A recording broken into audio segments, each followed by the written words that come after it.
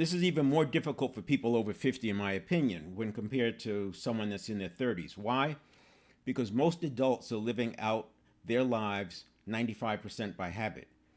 Now, if you do this year after year, by age 50, you're so much more experienced at running your habits than the 30-year-old. If for no other reason, that's what makes it harder.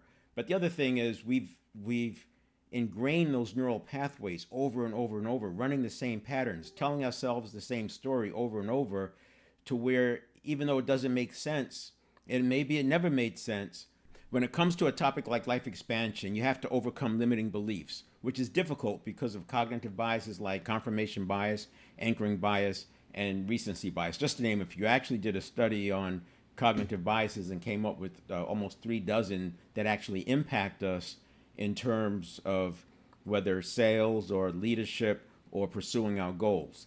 I had to change direction because trying to understand 36 or communicate 36 different cognitive biases was a non-starter.